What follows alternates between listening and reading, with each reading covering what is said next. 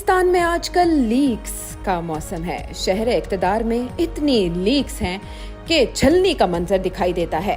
अभी गिलगित बल्तिस्तान के साबिक चीफ जज राना शमीम के हल्फिया बयान की शह सुर्खी मान नहीं पड़ी कि कल सहाफ़ी अहमद नूरानी की जानिब से साबिक चीफ जस्टिस साकिब निसार की मुबैना ऑडियो लीक सामने आई है, जिससे नून लीग का ये बयानिया ताकत पकड़ता है कि उनके रहनुमाओं के खिलाफ दिए गए फैसले इंसाफ पर मबनी नहीं थे।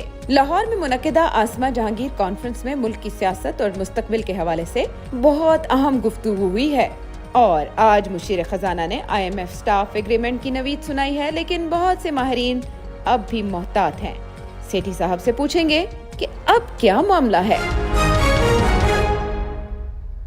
अस्सलाम वालेकुम, नजम सेठी शो में खुश आमदेद। मैं हूँ सैयद आयशा नाज, मेरे साथ मौजूद है नजम सेठी साहब।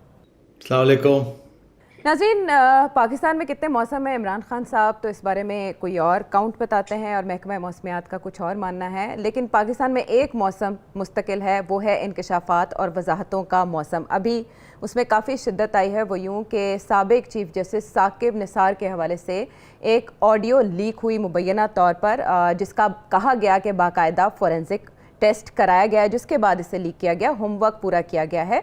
लेकिन साबिक चीफ जस्टिस साकिब निसार ये कह रहे हैं कि उनसे मंसूब वो ऑडियो क्लिप जाली है। बहरहाल इसको लेकर हुकूमती वज़रा की जानिब से भी ट्वीट्स किए जा रहे हैं और मुस्लिम लीग नून भी अपना केस प्रेजेंट कर रही है।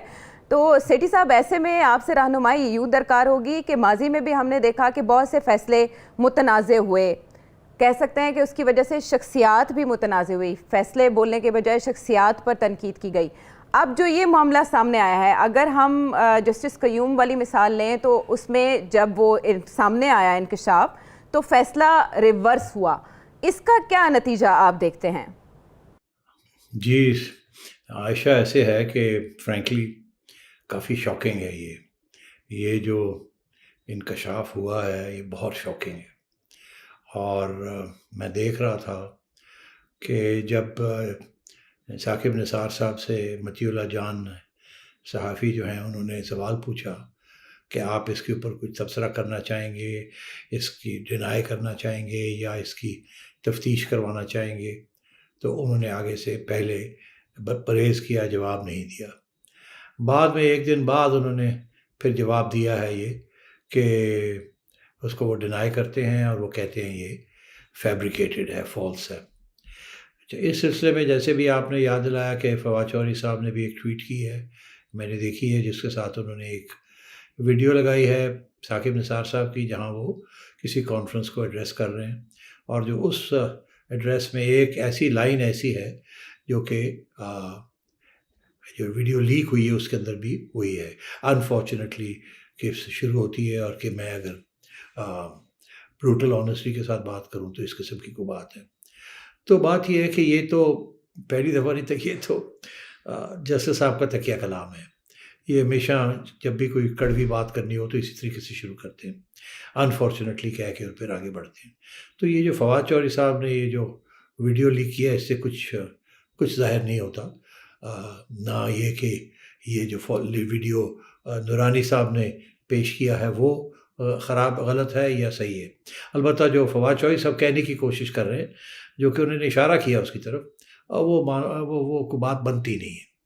अच्छा, अब आइए कि जो नूरानी साहब ने जो वीडियो की है, उन्होंने तो एक्चुअली ये भी बता दिया है कि कहाँ से उन्होंने इसकी फोरेंसिक ऑडिटिंग कराई है। एक मशहूर अमेरिका के अंदर फर्म है जो कि ये काम करती है, उन्होंने उसका अगला पता भी दे दिया है, उससे भी चेक कर सकते हैं। तो अब उन्होंने तो अपने पत्ते सारे खोल के रख दिए हैं, मगर अभी फवाद चौधरी साहब ने भी, हुकूमत ने भी और साकिब निसार साहब ने भी अपने पत्ते नहीं दिखाए। अब पत्ते हैं भी इनके पास या नहीं है, या कहीं से घड़ेंगे, ये हम नहीं कह सकते। अब मगर अलबत्ता ये हम ज़रूर कह सकते हैं कि ये वीडियो जो है, इसको एज एविडेंस के तौर पे नून लीग इस्तेमाल करेगी।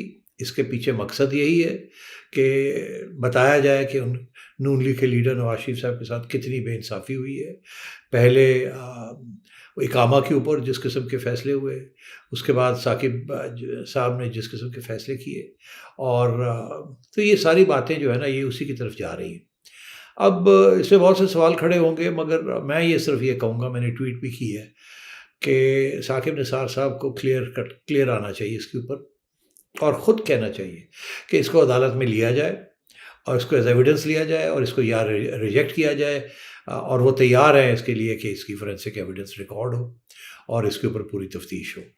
اگر وہ یہ نہیں کہیں گے تو پھر یہی ہم اسیوم کر سکتے ہیں، سمجھ سکتے ہیں کہ اس میں حقیقت ہے اور ایسے ہی ہوا جیسے وہ کہہ رہے ہیں۔ اور عائشہ، آپ کو یاد ہوگا یہ پہلی بار نہیں ہے کہ کوئی جج اس قسم کی بات کو قبول کر رہے ہیں یا اس کی طرف اشارہ ہو رہا ہے۔ جسٹس صدیقی کا کیس آپ کے سامنے ہے، وہ رو پٹے ہیں کہ میرے ساتھ آ کے ایسے ہوئی باتیں، یہ ہوا وہ ہوا، ایفیڈیوٹ بھی دی ہے انہوں نے، سپریم جوڈیشل کاؤنسل میں بھی وہ گئے ہیں اور ان کی بات سننے کے لیے کوئی تیار نہیں ہے۔ اسی طریقے کے ساتھ وہ جو ایویڈنس تھی، وہ جو صاحب جنہوں نے نواز شریف صاحب کے خلاف پہلے ججمنٹ دی تھی، وہ جج صاحب اور اب ارشد ملک مرحوم، وہ بھی عدالت نے ایویڈنس کے طور پہ لینے سے انکار کر دیا تھا۔ حالانکہ شاکنگ کہ یہ کیوں کیا، وہ سپریم کورٹ میں جا کے کھوسہ صاحب نے یہ فیصلہ کیا، حالانکہ کھوسہ صاحب کا یہ اوریجنل فیصلہ تھا جس کے بیسس کے اوپر ڈسکوالیفائی کیا گیا نواز شریف صاحب کو۔ تو ہم یہی چاہیں گے کہ دودھ کا دودھ اور پانی کا پانی ہو جائے۔ جن لوگوں کے اوپر الزام لگ رہے ہیں وہ کھڑے ہو کے ان کا جواب دیں اور عدالتوں میں جواب دیں، اور عدالتیں بھی کھڑے ہو کے سنیں ان کی باتیں، وہ کیا کہہ رہے ہیں، اور اپوزیشن کی بات بھی سنیں، لیڈر آف دی اپوزیشن کی بھی بات بھی سنیں، اور پریزیڈنٹ آف نون لیگ کی بات بھی سنیں، مریم نواز شریف کی بات بھی سنیں۔ اس کے بعد جو بھی فیصلہ کرنا ہے کر لیں۔ ہمیں عادت پڑی ہوئی ہے کچھ ناگزیر فیصلوں کی تاریخ میں کہ ہمیں پتہ ہوتا ہے کہ یہ فیصلہ جو ہے بڑا مشکل ہے عدالتوں کے لیے کھڑے ہو کے یہ دینا، مگر پھر بھی ہم یہ چاہیں گے کہ یہاں بھی وہ کھڑے ہو کے جو بھی فیصلہ کرنا ہے وہ دیں، پھر بعد میں تاریخ ان کو جج کرے گی، جج دا ججز جسے کہتے ہیں۔ لیکن حساب کہاں سے لیا جائے گا؟ پہلا پتھر سیٹھی صاحب کہاں سے آئے گا؟ اب آپ دیکھیں ارشد ملک مرحوم، ان کی ویڈیو کا آپ نے حوالہ دیا، اس کے بعد پچھلے ہفتے ہی ہم نے ایک ایفیڈیوٹ کی بات کی، جو چیف جج ہیں گلگت بلتستان کے، ان کا ایفیڈیوٹ سامنے آیا، اس کے بعد اب یہ آڈیو لیک ہوئی۔ عدلیہ تو انڈر پریشر ہوگی، اس بات کا تعین کیسے ہوگا کہ آنے والے دنوں میں جو فیصلے ہوں گے وہ کسی پریشر کے تحت نہیں دیے جائیں گے؟ بے شک نون لیگ کا کیس مضبوط بھی ہوا ہے۔ آپ صحیح کہہ رہی ہیں، کیسے پتہ چلے گا کہ فیصلے انڈر پریشر لیے جا رہے ہیں یا نہیں لیے جا رہے ہیں؟ تو اسی قسم کی باتیں نکلیں گی نا عائشہ، کہیں نہ کہیں کوئی ریکارڈنگ ہو جائے گی، کہیں نہ کہیں کوئی جج جو ہے وہ سن لے گا بات، کہیں نہ کہیں آگے جا کے بات باہر نکلے گی۔ اب کب نکلتی ہے اور کیسے نکلتی ہے یہ تو جن لوگوں نے نکالنی ہوتی ہے وہ پھر اپنا ٹائم چوز کرتے ہیں، ظاہر ہے اس کو فار میکسیمم امپیکٹ۔ اب یہ جو بات ہے جو کہ x chief justice Gilgit Baltistan نے 3 سال کے بعد یہ بات کی ہے یا 2 سال کے بعد، ظاہر ہے کہ یہ ان کو پتہ تھا اور انہوں نے یہ بات ضرور بتائی ہوگی اپوزیشن والوں کو کہ ایسے ہوا تھا۔ ہو سکتا ہے انہوں نے نواز شریف صاحب کو بھی بتائی ہو، اور ہو سکتا ہے پھر جن کو انہوں نے یہ بتائی انہوں نے کہا ہو ابھی وقت نہیں ہے، اس کو باہر نکالنے کا وقت آئے گا جب ہمارے پیچھے ہوا ہوگی کسی قسم کی، اور یہ حکومت جو ہے اور یہ اسٹیبلشمنٹ جو ہے یہ بدنام ہو چکی ہوگی، تو پھر وقت آئے گا ایک اور دھکا دینے کا، دیوار کو گرانے کا۔ ابھی دیواریں بڑی پکی ہیں، اس لیے ابھی یہ ٹھہر جائیں، اس کا کوئی فائدہ نہیں ہوگا۔ مگر کیونکہ آپ نے دیکھا وہ ارشد ملک صاحب کا بھی جو ویڈیو آیا اس میں اس کے ساتھ وہ ریلیف تو نہیں ملی نا جس قسم کی ریلیف ملنی چاہیے تھی، تو اسی لیے وہ پینڈنگ ہے سارا کچھ۔ تو اب یہ کیونکہ اب ہوا چل رہی ہے ایسی کہ اسٹیبلشمنٹ اور عمران خان کے درمیان دراڑ ہے، ٹینشن ہے، ایشوز ہیں، کانفلکٹ ہے ایک طرف، دوسری طرف یہ بھی ہے کہ نہیں ابھی اپوزیشن کے ساتھ کوئی موقع نہیں ہوا، کوئی بات آگے نہیں بڑھی، کوئی گارنٹیز نہیں ملی، کوئی ٹرسٹ اعتماد نہیں قائم کیا گیا ایک دوسرے کے ساتھ، اس لیے وہ ابھی تک عمران خان کو جپھی ڈال کے بیٹھے ہوئے ہیں۔ تو اب یہ جو ایک بات آئی ہے، کیونکہ نواز شریف اور مریم نے بات کرنی بند کر دی ہے، مگر اب جنرل فیض تو الگ ہو گئے، وہ تو اب ISI میں نہیں رہے، وہ تو 11 کور میں چلے گئے اور ہینڈ اوور ٹیک اوور بھی ہو گیا۔ میں نے تصویر بھی دیکھی ہے، بڑی اچھی تصویر تھی جنرل فیض کی، بڑے خوش لگ رہے تھے یونیفارم میں۔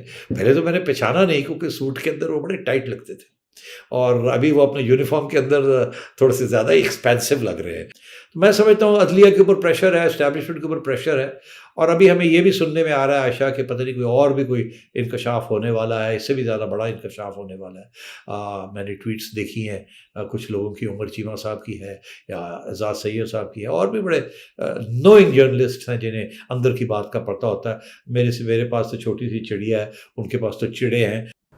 سیٹھی صاحب جہاں پر آپ موجود ہیں کہا تو وہاں سے ہی زیادہ خبریں آ رہی ہیں کہ کچھ لیک ہونے والا ہے, وہاں سے ہی کہا جا رہا ہے کہ ڈوریں ہلائی جا رہی ہیں. آپ نے کہا انڈائریکٹ پریشر اسٹیبلشمنٹ پر آئے گا, لیکن ڈائریکٹ پریشر اس وقت عدلیہ پر ہے, کیونکہ یہ چیف جج گلگت بلتستان کا معاملہ نہیں ہے, یہ احتساب عدالت کے جج ارشد ملک مرحوم کا معاملہ نہیں ہے, یہ ملک کے سب سے بڑے آئینی ادارے کے سابق چیف جسٹس کا معاملہ ہے. تو آپ کے خیال میں سو موٹو جو ہے وہ سپریم کورٹ سے اس معاملے پر لیا جانا چاہیے, کیونکہ ساکھ سب سے اہم ہے, یا جوڈیشل کاؤنسل یا جوڈیشل کمیشن, کون سا آپ سمجھتے ہیں پلیٹ فارم اس کے لیے موزوں رہے گا, اور کہاں سے اس کی تصدیق کرائی جائے جو سب کو قابل قبول بھی ہو, سب کو؟ کاش کہ آپ کی باتوں میں کچھ میں ہاں ملا سکتا. مجھے تو لگتا ہے کہیں بھی نہیں. سپریم جوڈیشل کاؤنسل بھی ایک انفارچونیٹلی جن حالات کے اندر اب مجبور ادارہ ہے, وہ بھی انڈر پریشر ہے. انہوں نے پہلے نہیں نوٹس لیا اس قسم کی چیز کا, تو اب کہاں لیں گے؟ جسٹس صدیقی کی پٹیشن ان کے آگے ہے اور وہ اس کو ریجیکٹ کرتے ہیں. البتہ وہ اس چیز کے فوراً فیصلہ اور نوٹس بھی لے لیتے ہیں, سو موٹو بھی ہو جاتے ہیں اور فیصلے بھی دینے شروع کر دیتے ہیں, جبکہ قاضی فائز عیسیٰ صاحب کا کیس آیا. کیونکہ ساری باقی بار جو تھی وہ ساری اتفاق کرتی تھی اور ان کی طرف سے بڑا کاؤنٹر پریشر آیا تو جج حضرات پیچھے ہٹے, نہیں تو وہ بھی ہاتھ سے گیا تھا کیس. اور اب آپ نے دیکھا کہ یہ بھی میں سمجھتا ہوں بڑا مشکل ہے کہ یہ سپریم جوڈیشل کاؤنسل نوٹس لے گی. ابھی حال ہی میں ابھی یہ بھی ڈسکس کرنا چاہیے, یہ جو کل پرسوں کانفرنس ہوئی ہے, منیزہ جہانگیر صاحبہ نے آسمہ جہانگیر کے آنر میں ایک کانفرنس کی ہے, جہاں یہ سب ججز نے آ کے اپنی اپنی بات کی. کسی نے تو کھڑے ہو کے یہ کہا, چیف جسٹس صاحب آج کل کے جو ہیں گلزار صاحب, انہوں نے کہا نہیں ہم کسی پریشر میں نہیں آتے, ہم آزاد ہیں, اور میرے بردر ججز بھی آزاد ہیں. بڑے انہوں نے کنوکشن کے ساتھ یہ بات کہی. مجھے یقین ہے کہ جج صاحب چیف جسٹس صاحب کسی پریشر میں نہیں آتے, مگر اب آ گیا وقت اس کو پروف کرنے کا. ابھی 2 دن میں یہ بات ہوئی, اس کے بعد یہ کیس آ گیا. اب دیکھا جائے گا کہ یہ اور ان کے بردر ججز ان کا رویہ کیا رہتا ہے. ہم بڑی کڑی نظر سے ان کو دیکھیں گے. میڈیا دیکھ رہا ہے, دنیا دیکھ رہی ہے. ابھی دنیا نے ان کو خاص اچھا سٹیٹس نہیں دیا. دنیا کی آزاد جوڈیشری میں سے ان کا نمبر 1 پہ نہیں ہے, 2 پہ نہیں ہے, 130 پہ ہے غالباً. ابھی علی احمد قر صاحب ہمیں یاد دلا رہے تھے کہ یہ ان کی کارکردگی ہے. انفارچونیٹلی یہ فیکٹس اینڈ فگرز ہیں. اور اس کے بعد پھر وہ اگر توقع کرتے ہیں کہ پاکستان کی عوام اور پاکستان کے انٹلیکچوئلز اور جرنلسٹ اور فری میڈیا ان کی عزت کرے گا, تو پھر ہمیں کچھ اس کی ایویڈنس چاہیے, ہمیں نظر آنا چاہیے. وہ کہتے ہیں نا, justice delayed is justice denied. ایک تو یہ, اور ایک یہ ہے کہ justice should be seen not justice delivered. وہ نظر بھی آنی چاہیے کہ انصاف ملا بھی ہے, یہ نہیں کہ صرف باتیں ہو جائیں. تو ہم دونوں چیزوں دیکھ رہے ہیں کہ justice delayed is justice denied, اور justice should be seen also, کہ ابھی 2 دیکھنا ہے. تو اب یہ سارے آگے بہت بڑے ٹیسٹ آ رہے ہیں ہماری سپیریئر جوڈیشری کے لیے. تو اب میں سمجھتا ہوں کہ اس میں اچھے ججز بھی ہیں جو کہ اپنے پاؤں پہ کھڑے ہو سکتے ہیں. اور تو لیٹس سی اب یہ عدلیہ جو ہے یہ کیا فیصلے کرتی ہے. میں تو بڑا خوش ہوں گا کہ اگر صرف یہ جسٹس ثاقب صاحب یہ کہیں کہ اس کو ایز ایویڈنس لے لیا جائے ٹو بی ایگزامنڈ, اس کو ریجیکٹ نہ کریں آؤٹ آف ہینڈ, اس کو لے لیں, اس کی فورینسک کرائیں, اور اگر یہ صحیح نکلتی ہے تو میں جو بھی سزا دینی ہے مجھے سزا دے دیں. اور اگر یہ صحیح نہیں نکلتی تو پھر جسٹس ثاقب صاحب کو چاہیے کہ احمد درانی صاحب جو کہ امریکہ میں ہیں, جہاں سے یہ خبر شائع ہوئی ہے, یہاں سے ایک فیصلہ لے کے کہ یہ صحیح نہیں ہے فورینسک اس کی, تو جائیں امریکہ اور وہاں جا کے احمد درانی کو سو کریں کہ آپ نے غلط خبر دی ہے اور یہ میرے پاس ایویڈنس ہے. اور وہاں ان کو 8, 10, 15 کروڑ روپے تو مل ہی جائیں گے, جو کہ ثاقب صاحب سے ریکویسٹ ہوگی کہ اگر ایسے ہوتا ہے تو اس کو ڈیم فنڈ کے اندر کنٹریبیوٹ کر دیں. ٹھیک ہے سیٹھی صاحب, بہرحال معاملہ اس قدر اہم ہے, اور اب آنے والے دنوں میں ہم دیکھیں گے کہ فریقین میں سے کون اس معاملے کو آگے لے کر جاتا ہے. خبر یہ بھی آئی تھی کہ FIA سائبر کرائم میں شاید رپورٹ کیا جائے, پھر اس کی بھی تردید ہو گئی. تصدیق اور تردید کا یہ سلسلہ جاری ہے, لیکن سیٹھی صاحب ہمیں پہلے ہی بتا چکے تھے کہ آنے والے دنوں میں عدلیہ ان فوکس رہے گی, اور ایسا ہی ہو رہا ہے. بریک کے بعد آتے ہیں واپس.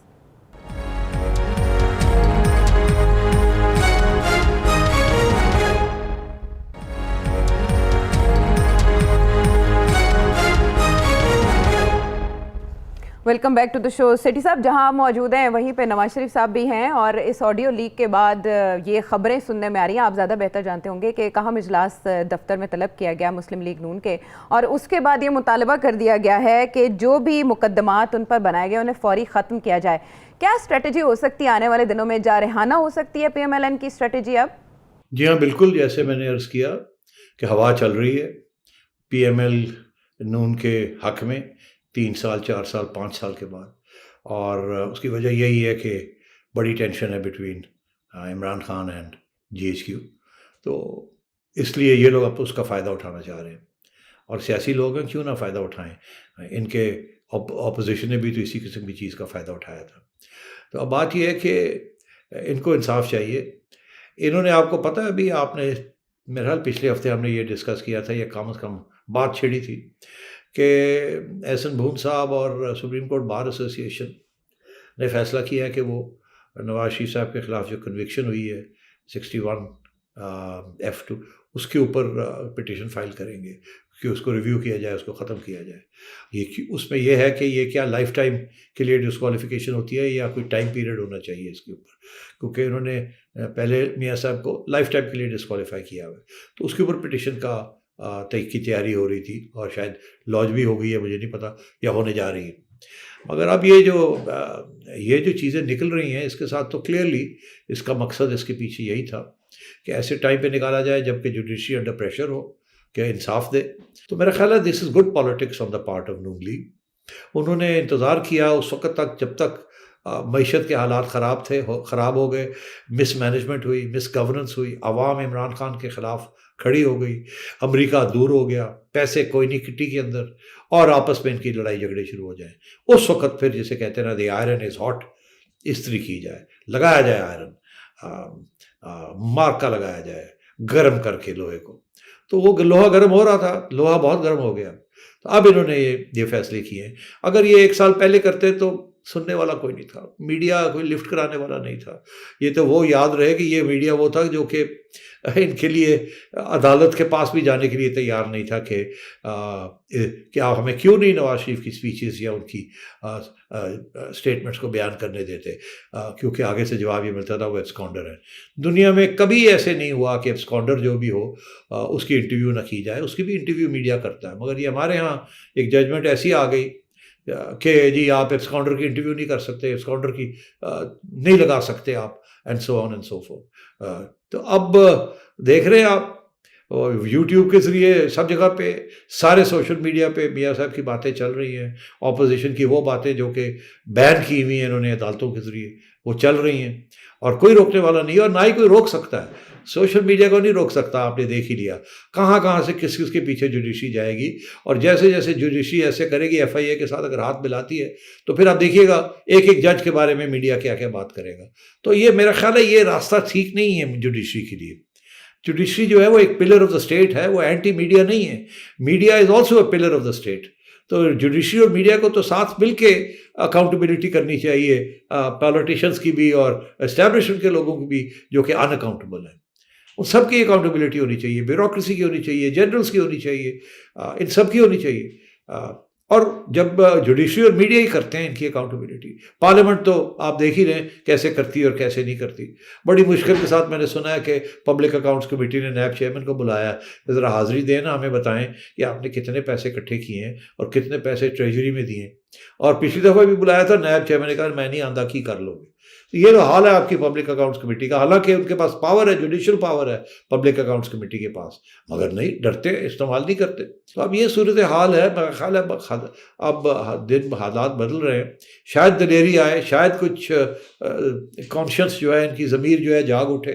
ان کا ٹریک ریکارڈ تو اچھا نہیں ہے انفارچونیٹلی، مگر آگے دیکھنا ہے کہ کیا عوام کے لیے، سول سوسائٹی کے لیے، آئین کے لیے، جمہوریت کے لیے، آزادی کے لیے یہ لوگ کھڑے ہوتے ہیں کہ نہیں ہوتے۔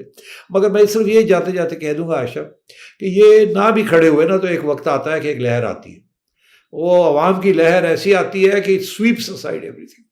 یہ ہم نے ایوب خان کے زمانے میں دیکھا، ہم نے مشرف کے زمانے میں دیکھا، ہم نے بھٹو کے زمانے میں دیکھا، وہ لہریں آتی ہیں اڑا کے رکھ دیتی ہیں سب کو جو راستے میں آتا ہے۔ فیلنگ اسٹیٹ کی آپ نے بات کی اور پھر لہروں کی بات کی، لہروں سے مجھے یاد آیا فواد چودھری صاحب کی سٹیٹمنٹس، وہ اکثر لہر میں ہی رہتے ہیں اور لہر میں ہی بولتے ہیں۔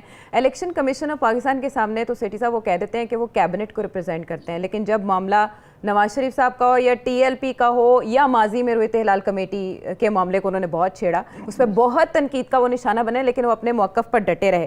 میں سب سے پہلے آپ سے یہ جاننا چاہوں گی, پچھلے ہفتے جب سعد رضوی صاحب کو رہا کیا گیا تو فواد چودھری صاحب ایڈریس کر رہے تھے کہیں اور انہوں نے وہاں دو بہت اہم پوائنٹس اپنی سپیچ میں بولے. ایک تو یہ کہ جو قانون کی عملداری ہے وہ ریاست کی ذمہ داری ہے. ٹی ایل پی کے معاملے پر وہ یہ اعتراف کرتے ہوئے پائے گئے کہ اس پر ریاست کو پیچھے ہٹنا پڑا, ریاست کا کنٹرول ختم ہو تو جتھے قانون اپنے ہاتھ میں لے لیتے ہیں. کیا وجہ ہے کہ فواد چودھری صاحب کو پارٹی پالیسی سے ہٹ کر یہ باتیں کرنا پڑی؟ سیٹھی صاحب. بڑی انٹرسٹنگ بات کی ہے آپ نے. اب میں سوچ کے بعد جواب دوں گا. میں نہیں چاہتا کہ فواد چودھری صاحب کی کلاس ہو جائے عمران خان صاحب کے آگے میری باتوں کی وجہ سے. آج کل میرے میں بڑی دلچسپی رکھ رہے ہیں پرائم منسٹر صاحب اور ان کے ساتھی. میں نے سنا ایک واٹس ایپ گروپ ہے, اس کے اندر کافی آپ کے خادم کے اوپر تبصرے ہوتے ہیں اور گالیاں پڑتی ہیں مجھے. اچھا ہاں, تو مجھے خبریں مل رہی ہیں. میرے بھی تو چڑیا وہاں بھی تو بیٹھی ہوئی ہے نا, ان کو کیا پتا. بہرحال میں زیادہ ایکسپوز نہیں کرنا چاہتا اپنی چڑیا کو, نہیں تو پکڑ ہی نہ لے اس کو. تو بہرحال اب آگے آئیے. بات یہ ہے کہ فواد چودھری صاحب جو ہیں بڑے دلچسپ شخص ہیں. بیسکلی لبرل آدمی ہے, پڑھا لکھا آدمی ہے, مگر سیاسی طور پہ بڑا موقع پرست آدمی ہے. ان کی جو دونوں چیزیں ساتھ ساتھ چلاتے ہیں. وکیل بھی ہیں, اس کا مطلب ہے تیز ذہن ہے, قانون کو بھی جانتے ہیں. انہوں نے پریکٹس بھی کی ہے ٹھیک ٹھاک. ان کے چھوٹے بھائی وہ بھی ایک وکیل ہیں, میرا خیال ہے آج کل ان کو کوئی عہدہ بھی ملا ہوا ہے. بڑے اچھے آدمی ہیں اور میرے تو بڑے اچھے فیملی تعلقات ہیں ان کی فیملی کے ساتھ. Let's put it like that. ان کے بڑے بزرگ وہ گورنر پنجاب رہے ہیں ایک زمانے میں 90s میں چودھری صاحب, تو وہ بڑے دوست تھے ہمارے, اور بیٹھ کے ہم نے بڑی گپیں مارتے تھے اور کبھی کبھی سازش بھی کر لیتے تھے اکٹھی. تو خیر نہیں, وہ ایک اور کہانی ہے, کسی وقت پوچھ لینا. تو مجھے ان سب کے بارے میں بہت علم ہے, یہ ساری فیملی کے بارے میں. جیلم کی فیملی ہے یہ, اور سارے ہی وکیل اور پڑھے لکھے لوگ ہیں. اچھا اب بات یہ ہے کہ فواد چودھری صاحب کی جو دوستی یاریاں ہیں نا, وہ رائٹسٹ کے ساتھ نہیں ہے, وہ لبرل لیفٹسٹ کے ساتھ ہے. وہیں اٹھتے بیٹھتے ہیں, اٹھتے ہیں بیٹھتے ہیں اور گپے مارتے ہیں جب ان کو موقع ملتا ہے, اور وہ رائٹسٹ کے ساتھ بیٹھ کے ان کی گزارا نہیں ہے. مگر اب وہ انفارچونیٹلی ایک فاشسٹ اور رائٹسٹ پارٹی میں چلے گئے ہیں, اور وہاں پھر ان کو ظاہر ہز ماسٹرز وائس بننا پڑتا ہے. تو یاد رہے کہ ایک زمانے میں وہ پی ایم ایل کیو میں بھی تھے, پھر اس کے بعد پیپلز پارٹی میں بھی گئے. نون لیگ کے ساتھ بھی کافی ان کے تعلقات رہے ہیں, اور پھر اب پی ٹی آئی میں بھی ہے. تو اور پرویز مشرف صاحب کے ترجمان آف کورس, جہاں سے ان کا اسٹیبلشمنٹ کے ساتھ اچھا تعلق بنا اور وہ ابھی تک چل رہا ہے. تو یہ ہر جگہ پہ فٹ ہے اور یہ موقع پرستی ہے. تو اب وہ کیونکہ وہ کچھ ایسی چیزیں ہوتی ہیں کابینہ کے اندر ہمیں پتہ نہیں چلتا, مگر وہاں شاید جو جب ڈسکشن ہوتی ہے تو یہ شاید کہتے ہو نہیں جی ایسے ایسے ایسے, مگر وہاں میجورٹی اوپینین ہے کہ نہیں ایسے نہیں, یہ کرنا ہے, پہ جاؤ یہ کر دو وہ کر دو. تو ان کی انفارچونیٹلی بدقسمتی ہے کہ ہی از دا اسپوکس مین. اب میرا اپنا جو خیال ہے کہ he didn't want to be in the information ministry. انہوں نے بڑی کوشش کی کہ مجھے انفارمیشن میں مت ڈالیں. تو اس لیے پھر ایک وقت آیا کہ انہوں نے شبلی فراز صاحب کو ڈال دیا, اور ان کو سائنس اینڈ ٹیکنالوجی میں, وہاں بھی انہوں نے مفتی منیب وغیرہ کے ساتھ جھڑپیں لی, اور moon sighting and so on and so forth, کیونکہ لبرل آدمی ہے, سائنٹیفک آدمی ہے, ان کو پتہ ہے سائنس کیا ہے, ترقی کیا ہے. انہوں نے ابھی حال ہی میں جو باتیں کی ہیں وہ بالکل 100% صحیح ہیں کہ ریاست جو ہے وہ کبھی بھی اس قسم کی بلیک میل میں اس کو نہیں آنا چاہیے. ریاست کے پاس مونوپلی ہونی چاہیے آف وائلنس, اور یہی ہر ماڈرن اسٹیٹ کا یہی اصول ہے. اور اس قسم کی black mailing tactics from militant religious lobbies کے انڈر پریشر نہیں آنا چاہیے. آپ کو یاد ہوگا کہ جو پہلی کابینہ نے جو پوزیشن لی تھی وہ یہی پوزیشن تھی. عمران خان صاحب کی اپنی پوزیشن یہ تھی کہ ہم نہیں ہٹتے, وی ول اسٹینڈ فرم. اور فواد چودھری صاحب اس وقت بھی بالکل اس قسم کی بات کی. مگر جب پھر عمران خان صاحب نے یو ٹرن لی, کیونکہ میرا خیال ہے اس وقت اسٹیبلشمنٹ عمران خان صاحب کے ساتھ کھڑی نہیں تھی. عمران خان صاحب تو چاہتے تھے کہ اسٹیبلشمنٹ روکے ٹی ایل پی کو. اسٹیبلشمنٹ نے یہ ایک فیصلہ کیا کہ نہیں, یہ ٹھیک نہیں ہے ان کے ساتھ کچھ تشدد کرنا, نیگوسیشن کے ذریعے ہمیں بات چیت کو ٹھنڈا کرنا چاہیے. تو جب نیگوسیشن کی اور یو ٹرن لی تو پھر عمران خان صاحب کو بھی یو ٹرن لینی پڑ گئی اور فواد چودھری صاحب کو بھی یو ٹرن لینی پڑ گئی. تو یہ اس قسم کی صورت حال ہے. اب آپ نے دیکھا فواد چوہدری صاحب نے الیکشن کمیشن کے آگے بھی جا کے اسی قسم کی یو ٹرن لی. پہلے انہوں نے دھن دھنا کے اعظم سواتی صاحب کے ساتھ اڑا کے رکھ دیا الیکشن کمیشن کو, بالکل توہین کی, کوئی دو باتیں رائے نہیں ہے اس کے بارے میں. اس کے بعد جب انہوں نے بلا لیا تو وہاں جا کے سوری کر دیا اور کہا کہ میں کیا کرتا, مجھے تو کابینہ کے جو انسٹرکشن ہوتے ہیں میں وہ کرتا ہوں. اشارہ یہی کیا کہ جی آئی ایم سوری بٹ میں مجبور ہوں. بٹ آبویسلی وہ اپوزیشن ڈزنٹ لائک ہم, بیکاز وہ تو خیر اپوزیشن کے ساتھ جو کرتے ہیں اور جو زبان استعمال کرتے ہیں, مطلب وہ بھی تو ایک اور الگ بات ہے. But that's his job. اور میں کہہ رہا تھا یہ تو چاہتے تھے کہ ان کو لا منسٹر بنایا جاتا ہے یا ان کو انٹیریئر منسٹر بنایا جاتے ہیں, مگر ان کو عمران خان کہتے ہیں نہیں یو آر ویری گڈ. وہ کہ میرا خیال ہے کہ وہاں کابینہ کے اندر عمران خان صاحب انہی کو پسند کرتے ہیں جو خان صاحب کے آرڈرز کے اوپر اسٹرکٹ امپلیمنٹیشن کریں. تو میرا خیال ہے چوہدری صاحب اسٹرکٹ امپلیمنٹیشن کر کے خان صاحب کو کہتے ہیں آرڈر امپلیمنٹڈ. آپ نے جو زبان استعمال کی تھی وہی کی, اڑا کے رکھ دیا, کر دیا. او خان صاحب کہتے ہیں well done well done well done. لیکن جہاں بھی رہے وہ کمال کرتے رہے ہیں. سیٹھی صاحب آپ کو یاد ہوگا جب سائنس اینڈ ٹیکنالوجی کے وزیر تھے تو روئے طیب بنا لی تھی, اور اس وقت سائنس اینڈ ٹیکنالوجی کی وزارت نے صحیح معنوں میں کام کیا تھا. خیر آپ نے اچھا خاصا بیان کر دیا ان کا کہاں سے کیسا تعلق رہا اور اب وہ کہاں ہیں اور کیا کرنے والے ہیں. بریک کے بعد ہم واپس آئیں گے.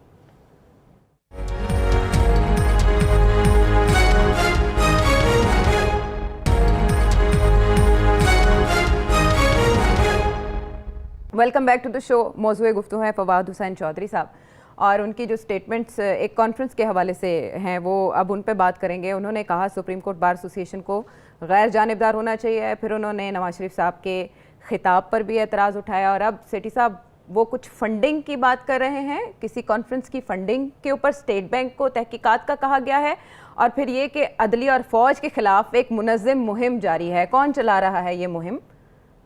دیکھیے یہ آسمہ جہانگیر صاحبہ کے آنر میں یہ کانفرنس ہی یہ ہر سال ہوتی ہے اور ہوگی آگے. آپ کے خادم کو بھی دعوت دی تھی کیونکہ میں لنڈن میں تھا تو میں شامل نہیں ہو سکا, مگر اگر ہوتا تو انشاءاللہ وہاں اور بھی باتیں ہوتی کھل کے, مگر بہت کھل کے باتیں ہوئی ہیں. ہر ایک نے کھل کے بات کی ہے. جسٹس اطہر من اللہ صاحب نے بھی کھل کے بات کی ہے, بڑا میں خوش ہوا سن کے ان کی باتیں. اور ججز نے بھی, چیف جسٹس صاحب نے جو باتیں کی ہیں کہ ہم بالکل نہیں گھبراتے, ہم کسی پریشر میں نہیں آئیں گے, دل خوش ہو گیا سن کے یہ باتیں. مگر پھر دوسری طرف سے علی احمد کرس صاحب اور بار کے لوگ اور انڈیپینڈنٹ جرنلسٹ وہ لگے ہوئے ہیں کہ جی جوڈیشری جو ہے وہ کمپرومائز ہو چکی ہے, آزاد نہیں رہی اور بڑے غلط فیصلے دے رہی ہے, پریشر میں آ رہی ہے, and so on and so fourth. تو میں سمجھتا ہوں کہ آپ نے پوچھا کون چلا رہا ہے یہ مہم, یہ لائرز چلا رہے ہیں, جرنلسٹ چلا رہے ہیں, ہیومن رائٹس والے چلا رہے ہیں, جمہوریت پسند لوگ چلا رہے ہیں, سول سوسائٹی چلا رہی ہے, یہ وہ لوگ چلا رہے ہیں یہ مہم. اور اس میں کوئی اب شک نہیں رہنا چاہیے کہ عوام کی اس وقت نمائندگی یہی لوگ کر رہے ہیں, حکومت نہیں کر رہی کلیئرلی. اور نواز شریف صاحب کی شمولیت بڑی امپورٹنٹ تھی بیکاز اس وقت نون لیگ کی عوام کی حمایت نون لیگ کے لیے. تو آل سیٹ اینڈ ڈن یہ کانفرنس بڑی ٹائملی کانفرنس تھی. اس نے بھی یہ بات کہی ہے کہ ہم پتہ کریں گے کہ یہ ہوٹل کے ایکسپینسز اور یہ جو ساری فنڈنگ جو ہوئی ہے جہاں یہ ہوئی ہے یہ کانفرنس کہ جی یہ ان کے ہم پیسے پتہ کریں گے کہاں سے. ارے بھائی آپ کو اسٹیٹ بینک کو کہنے کی کوئی ضرورت نہیں ہے, آپ اس این جی او کو پوچھیں, آپ ان کے این جی او کو فنڈنگ جہاں سے آتی ہے وہ کوئی چھپی ہوئی بات تو نہیں ہے, یہ کہاں سے فنڈس کلیکٹ ہوتے ہیں. جو بھی این جی اوز ہیں they are all monitored and regulated by you people. آپ کی آئی بی, آپ کی ایف آئی اے, آپ کی انٹیریئر منسٹری ایک ایک چیز ان کے بارے میں جانتی ہے. تو آپ کو اسٹیٹ بینک سے رابطہ کرنے کی کیا ضرورت ہے؟ اگر کوئی فنڈنگ آئی ہے تو یہیں سے آئی ہوگی, اسلام آباد سے ہی آئی ہوگی. اور اگر یہ ہیومن رائٹس کی کانفرنس ہے, کیونکہ آسمہ جہانگیر صاحبہ بہت بڑی ہیومن رائٹس کی ڈیفینڈر تھی, یونائٹڈ نیشنز کے لیے انہوں نے کام کیا تھا, ہیومن رائٹس کے لیے دنیا کی اکنالجمنٹ تھی. ایک دفعہ تو ان کو نوبل پرائز کے لیے بھی نامینیٹ کیا گیا تھا. تو ایسی کوئی بات نہیں ہے. ایچ آر سی پی جو ہے human rights commission of Pakistan, وہ بھی ایک بہت بڑا ادارہ ہے, اس کی بھی فنڈنگ آپ کو پتہ ہے کہاں سے آتی ہے کہاں سے نہیں آتی. دنیا میں بہت سے ادارے ہیں جو ہیومن رائٹس آرگنائزیشنز کو فنڈ کرتے ہیں. غالباً یہ میں نہیں کہہ سکتا کہاں سے یہ فنڈز آئے ہیں یا نہیں آئے, یہ میں ضرور کہوں گا کہ کسی ہیومن رائٹس آرگنائزیشن سے یہ آئے ہوں گے, انٹرنیشنل ہیومن رائٹس آرگنائزیشن سے یا ڈومیسٹک آئے ہوں گے, اور اس میں کسی نے کسی قسم کی چھپائی نہیں ہے. جو بھی ہے وہ سامنے ہے، اور جو مانگیں گے ان آرگنائزر سے وہ بتا بھی دیں گے، اور میرا خیال ہے یہ نہ ہی مانگے تو اچھا ہے. شاید جب ان کو یہ پتہ چلے کہ یہ فنڈنگ کہاں سے آئی ہے تھوڑی بہت، تو شاید پھر یہ گھبرا بھی نہ جائیں، کیونکہ پھر ان کا جی ایس پی پلس اسٹیٹس جو ہے نا اس کے اوپر بھی سوال ہو سکتے ہیں. اب میں اس سے زیادہ بات نہیں کرنا چاہوں. جب فنڈنگ کی بات ہو رہی ہے سیٹھی صاحب، تو ذرا فنڈ کی طرف بھی آ جائیں. میں فنڈ سے ریلیٹڈ بڑا اہم سوال اٹھ رہا ہے کہ اسٹاف لیول پر معاہدہ پاکستان سے ہو گیا، جو ایک عرصے سے تقریباً 2 ماہ سے بات چیت چل رہی تھی. اب وہ معاہدہ ہو گیا ہے اور پاکستانی عوام کو بڑی خوشخبریاں سنائی جا رہی ہیں کہ آئی ایم ایف نے پاکستان میں ہونے والی گروتھ کا بھی اعتراف کیا ہے. تو سیٹھی صاحب، یہ صرف لیجسلیشن تک محدود تھا ڈیلے، اس کا کیا کنیکشن ہے اس معاہدے کے ساتھ جو ایوان میں قانون سازی ہوئی؟ دیکھیے 2-3 باتیں میں کہوں گا. پہلی بات یہ ہے کہ میری اطلاع کے مطابق اسٹیٹ بینک کی اٹانومی کے اوپر کوئی قانون سازی نہیں ہوئی.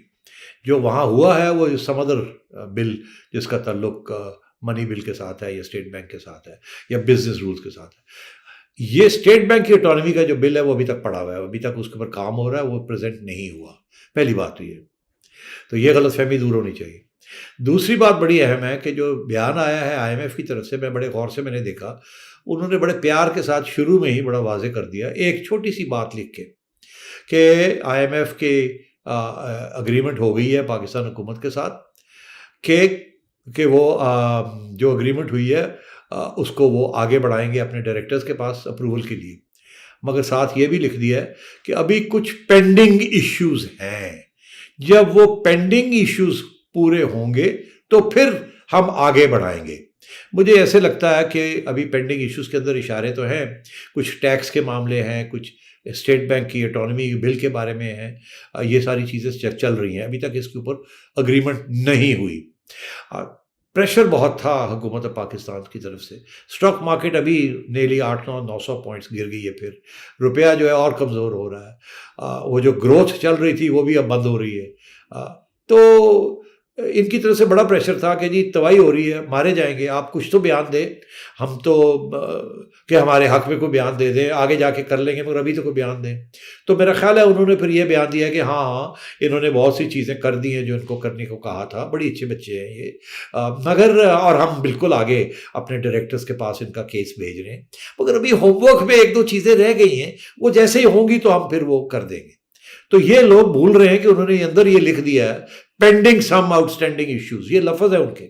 تو وہ پینڈنگ ایشوز جو ہیں وہ میں آپ کو بتا دیتا ہوں، ٹیکس میٹرز ہیں، پیٹرول جس کا تعلق قیمتوں کے ساتھ ہے اور ٹیکسز کے ساتھ ہے، اور پیٹرولیم بجلی قیمتیں بڑھائیں اور کریں جو رک گئی ہیں ابھی، اور پھر اسٹیٹ بینک کی بل کے ساتھ ہے جو ابھی تک پاس نہیں ہوا. تو یہ تو میں نے دوسری بات کہنی تھی آپ کو کہ ابھی کوئی خوشیاں منانے کی ضرورت نہیں ہے. میں آج آپ کو ایک بریکنگ نیوز دے رہا ہوں اور آپ ضرور اس کو ہائی لائٹ کیجیے گا. افسوس کہ میں آخر میں آپ کو یہ دے رہا ہوں بیکاز آپ نے سوال پوچھ ہی لیا. میری چڑیا کے مطابق سعودی عربیہ نے ابھی تک آپ کو وہ پیسے نہیں دیے جو انہوں نے کہا تھا کہ آپ کو ہم دے رہے ہیں. آپ کو یاد ہوگا بڑے یہاں ڈھول بجے تھے اور ڈانس ہوا تھا اور شور شرابہ، واہ جی واہ سعودی عربیہ کے ساتھ ہمارے تعلق اچھے ہو گئے ہیں، سعودی عربیہ نے ہمیں پیسے دے دیے ہیں. یہاں تک کہ میں نے یہ کہا تھا کہ وہ نوٹیفیکیشن آنا تھا تو پھر سعودی عربیہ نے اناؤنسمنٹ کی تھی. اب میں آپ کو یہ کہہ چلوں کہ اب 3 ہفتے ہونے جا رہے ہیں، ابھی تک وہ پیسے نہیں آئے ہیں اور سعودیز نے وہ پیسے روکے ہوئے ہیں. اور وہی جو ڈیفرڈ آئل فیسلٹی تھی اس کے اوپر بھی بات چیت چل رہی ہے. تو وہ جو ڈپازٹ آنی تھی اسٹیٹ بینک کے اندر وہ ابھی تک نہیں آئی، جس کی وجہ سے آپ کو اور سخت اس وقت دشواری ہے اسٹیٹ بینک والوں کو کہ اب ہم کیا کریں، ہمارے ریزروز گر رہے ہیں کیونکہ ہمیں پیمنٹس کر رہی ہیں. اور آپ کا حال یہ ہے کہ آپ کے ایکسپورٹس بڑھ نہیں رہے ہیں، آپ کے امپورٹس جو ہے وہ کم نہیں ہو رہے، گیپ بڑھتا جا رہا ہے یا بڑھ گیا ہے، اور پیسے نہیں ہیں آپ کے پاس. لوگوں کے قرضے بھی دیں، لوگوں کے خرچے بھی پورے کریں اور غریبوں کا بھی خیال کریں اور اس کے ساتھ ساتھ روپے کو مضبوط بھی کریں. تو یہ صورتحال ہے، بالکل مایوسی کا حال ہے. اور یہ جو خبریں چلتی ہیں یہ اسی لیے چلائی جاتی ہیں تاکہ کچھ تھوڑی بہت لوگوں کو اتنی مایوسی نہ ہو. بہرحال ہمیں حکومتی وزراء اور حکومت کی جانب سے تو اچھی خبریں سنائی جا رہی ہیں کہ معیشت سٹیبل ہو گئی ہے. جو مشکلات لاحق ہیں سیٹھی صاحب نے ان کی نشاندہی کر دی. اب ٹیلی ویژن اسکرین پر آپ کے سامنے نمبر ہے، سیٹھی صاحب سے اپنا سوال پوچھیے، ہم تک اپنا فیڈ بیک بھی پہنچائیے. اگلے پروگرام تک کے لیے اللہ نگہبان.